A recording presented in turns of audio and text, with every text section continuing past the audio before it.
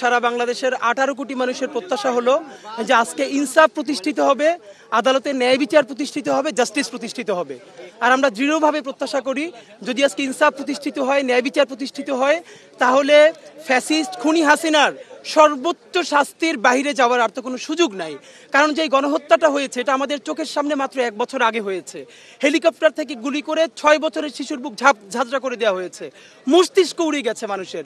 আপনার আমি এই কথাগুলো এখন এভাবে বলছি না, কারণ আমার পাশে যারা শহীদ পরিবার আছেন ওনারা এখনো এমনভাবে ট্রমাটাইজ যেগুলো ওনারা নিতে পারবেন না।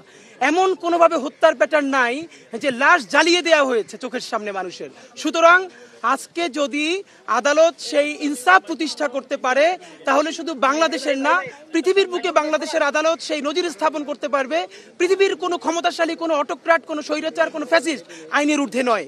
এবং ভবিষ্যতে যারা বাংলাদেশ পরিচালনা করবে তাদের জন্য স্থায়ী লেসন যাবে যে যত ক্ষমতাশালী সে হয়ে উঠুক কোনোদিন সে বিচারের বাইরে যেতে পারবে না।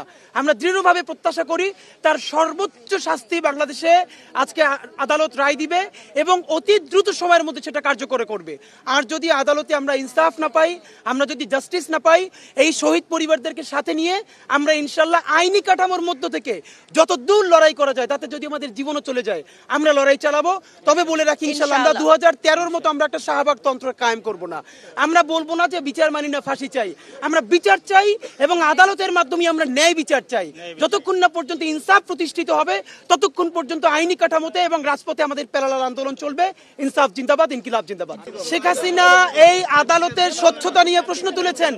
আমি আপনাদের মাধ্যমে শেখ হাসিনাকে বিনীত অনুরোধ জানাই যে আপনি দ্রুত বাংলাদেশে এসে আদালতের সামনে আপনার অ্যাডভোকেটের মাধ্যমে এটার বিরুদ্ধে আপনার এলিগেশন জানান।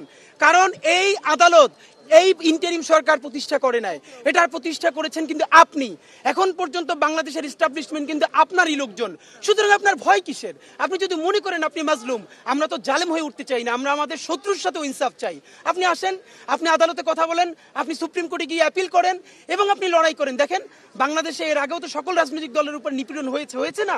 তারা কেউ দেশ ছেড়ে পালায় নাই দিল্লিতে, তারা সবাই আদালতে লড়াই করেছে। আপনিও আসেন, লড়াই করেন।